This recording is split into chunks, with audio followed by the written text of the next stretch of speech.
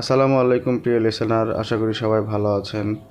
গত 2 দিন আমি আসলে গল্প দিতে পারি নাই, একটু ব্যস্ত ছিলাম দেখে।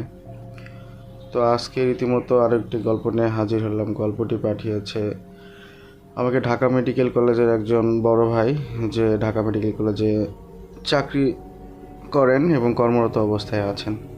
তো ঘটনাটি আসলে ঢাকা মেডিকেল কলেজেই ঘটেছিল। তো আমি বেশি কিছু না বলে ঘটনার দিকে আগালাম।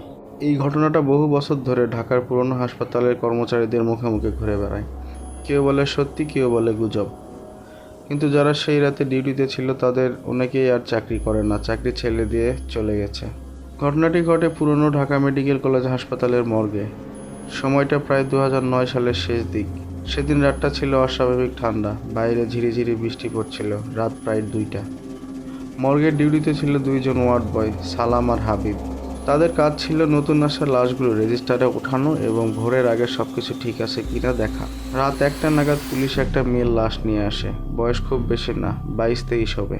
পুলিশ বলল মেয়েটাকে রাস্তার পাশ থেকে পাওয়া গেছে। শরীরে কোনো বড় আঘাত নেই, কিন্তু মুখে অদ্ভুত এক ভয়। মনে হচ্ছিল মৃত্যুর আগে সে এমন কিছু দেখেছে এবং অনেক ভয় পেয়েছে। পুলিশ লাশ রেখে চলে যায়। যাওয়ার সময় একজন কনস্টেবল মজা করে বলছিল, ভাই এই মেয়েটারে একা রাইখেন না, রাস্তা থেকে পাইছে, কিন্তু আশেপাশে মানুষ কইতেছিল রাতেও নাকি এই মেয়ে হাঁটতেছিল। হাবিব হেসে বলল, মরা মানুষ আবার হাঁটে নাকি?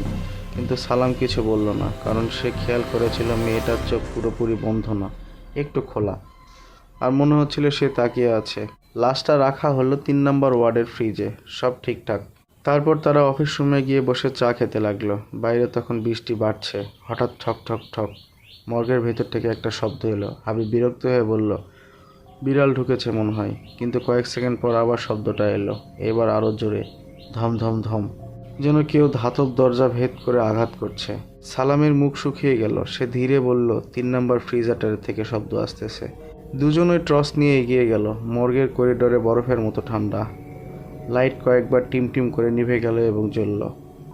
তারপর তারা শুনল কেউ যেন খুব আস্তে কাঁদছে। একটা মেয়ের কান্না মর্গের ভেতর থেকে আসছে।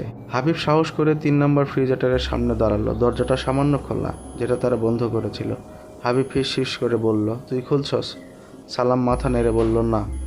দুজন ধীরে দরজাটা টানলো। ভেতরে লাশটা আছে, কিন্তু একটা জিনিস পরিবর্তন হয়ে গেছে। মেয়েটার চোখ পুরোটাই খোলা, সোজা তাদের দিকে তাকায় আছে। হাবিব ভয় পেয়ে নিজেকে সামলালো এবং নিজেই বলল, মরা মানুষের ভয় পাইলে চাকরি করা যাবে কি? সে দরজা বন্ধ করে গেল।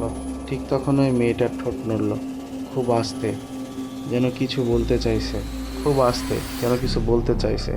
সালাম পিছিয়ে গেল এবং বলল, দেখছস? হাবিব এবার সত্যি ভয় পেয়ে গেল। সে কাপা গলায় বলল, না, এটা অসম্ভব।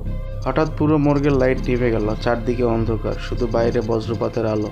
তারপর সব ফ্রিজারের ভেতর থেকে একসাথে শব্দ হতে শুরু করলো, ধাম ধাম ধাম। মনে হচ্ছিল সব লাশ একসাথে দরজায় আঘাত করছে। সালাম চিৎকার করে দৌড় দিতে গেল, কিন্তু করিডোরের শেষ মাথায় সে কাউকে দাঁড়িয়ে থাকতে দেখলো। সেই মেয়েটা, ভেজা চুল, সাদা কাপড়, মুখ ফ্যাকাশে, আর তার চোখ পুরো খোলা। হাবিব কাঁদতে কাঁদতে কোরআনের আয়াত পড়তে লাগলো। মেয়েটা ধীরে তার মাথা কাত করলো, তারপর ফিস করে বলল, ওরা আমাকে এখানে রেখে গেছে কেন? তার কণ্ঠ মানুষের মতো না, মনে হচ্ছিল অনেকগুলো মানুষ একসাথে কথা বলছিল। হঠাৎ মর্গের সব ফ্রিজার নিজে খুলে গেল, একটার পর একটা। ভেতর থেকে ঠান্ডা কুয়াশা বের হতে লাগলো। আর সালাম দেখলো কিছু লাশ নড়ছে, কারো হাত, কারো মাথা। একটা বৃদ্ধর লাশ ধীরে ধীরে বের হলো। তার চোখ নেই, তবুও সে তাকিয়ে আছে। সালাম আর হাবিব দরজার দিকে দৌড় দিল, কিন্তু মর্গের মূল দরজা বন্ধ, যেন বাইরে থেকে তালা মারা। পেছনে তখন পায়ের শব্দ, অনেক মানুষের ভেজা পায়ের শব্দ ধীরে ধীরে কাছে আসছে। হাবিব পিছনে তাকিয়ে জমে গেল। করিডোর ভর্তি মৃত মানুষ দাঁড়িয়ে আছে, যাদের কেউ হাসপাতালের রোগী, কেউ দুর্ঘটনার লাশ, কেউ শিশু। সবাই নিঃশব্দে তাকিয়ে আছে। তার সামনে সেই মেয়েটা। সে ধীরে হাত তুলল, তারপর বলল, আমারে একা রাইখা যাস না। পরদিন সকালে অন্য স্টাফরা এসে দেখে মর্গের দরজা খোলা, ভেতরে সব ফ্রিজারটার খোলা। হাবিব অচেতন অবস্থায় পড়ে আছে, কিন্তু সালামকে ওনার খোঁজাখুঁজির পরও কখনোই পাওয়া যায়নি। শুধু 3 নম্বর ফ্রিজারের ভিতরের দেওয়ালে নখ দিয়ে আঁচড়ানো একটা লেখা ছিল, আমরা এখনও জেগে আছি। তো এই ছিল ঘটনাটি যদি ভালো লেগে থাকে অবশ্যই শেয়ার করবেন এবং অবশ্যই চ্যানেলটা আমার সাবস্ক্রাইব করবেন, তাহলে আমার কাজের প্রতি অনুপ্রেরণা বাড়বে। আমি আবারও বলছি, আমি একেবারেই নতুন, আর আমি কোনো স্টোরি টেলার না যে আমি আসলে অনেক ভয়ঙ্করভাবে ঘটনাটি বলবো। এই ঘটনাটি শুধু জাস্ট বলা, শুধু আপনাদের বিনোদনের জন্য। যদি ভালো লাগে অবশ্যই চ্যানেলটা সাবস্ক্রাইব করবেন। তো আজকের মনে এইখানেই শেষ করলাম। আসসালামু আলাইকুম, আল্লাহ হাফেজ।